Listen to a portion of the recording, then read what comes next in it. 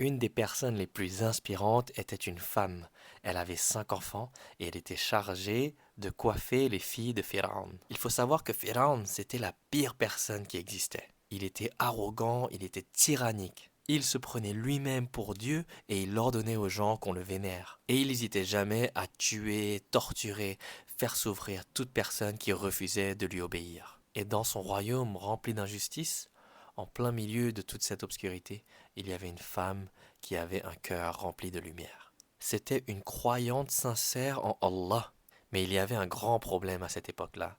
Toute personne qui ne vénérait pas Pharaon et qui adorait un autre dieu se faisait torturer et exécuter. Un jour, cette servante, pendant qu'elle peignait les cheveux de la fille de Pharaon, le peigne lui échappa des mains. Il tomba par terre et, pour le rattraper, instinctivement, elle disa Bismillah, ce qui veut dire au nom d'Allah, au nom de Dieu. La fille de Pharaon s'arrêta et dit Tu veux dire au nom de mon père? Et elle répondit fermement Non, au nom d'Allah, au nom de Dieu, au nom de mon Seigneur et le tien et celui de ton père également. Alors la fille s'empressa de rapporter cela à Pharaon, comme les gens y disent, de cafeter, de poucave.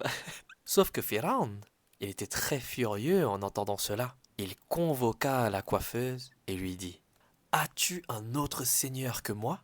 Et elle répondit Oui, mon seigneur et ton seigneur, c'est Allah. Et c'est à ce moment-là que l'épreuve commença.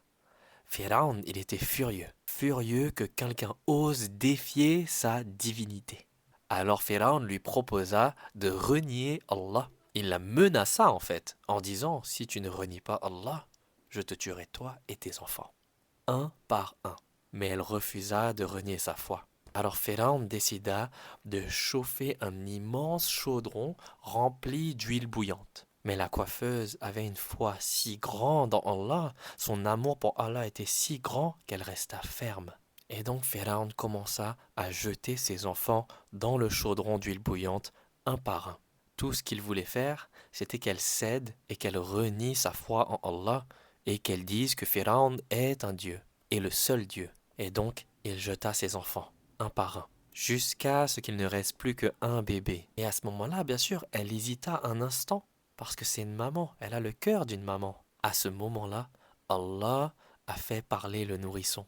Le bébé lui dit Ô ma mère, sois patiente, car tu es sur la vérité. Et à ce moment-là, elle reprit son courage et sa foi, et elle confia son âme à Allah et accepta le destin. Et ensuite, une fois que Pharaon avait tué tous ses enfants, elle fut tuée également. Elle a également été jetée dans le chaudron d'huile bouillante et elle mourut en martyr. Et cette histoire, c'était durant le temps du prophète Moussa, alayhi salam, connu aussi sous le nom de Moïse. Et donc, des milliers d'années plus tard, lors du Mirage, le voyage nocturne et l'ascension céleste, le prophète Mohammed sallallahu alayhi wa sallam raconta Lors de mon voyage nocturne, je suis passé près d'une belle odeur qui venait d'une tombe.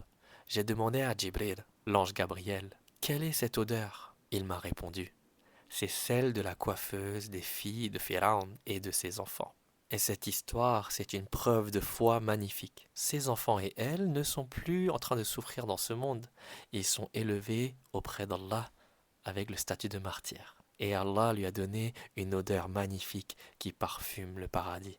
Alors dis-toi, si cette femme a pu faire confiance en Allah jusqu'au dernier souffle, alors je peux aussi.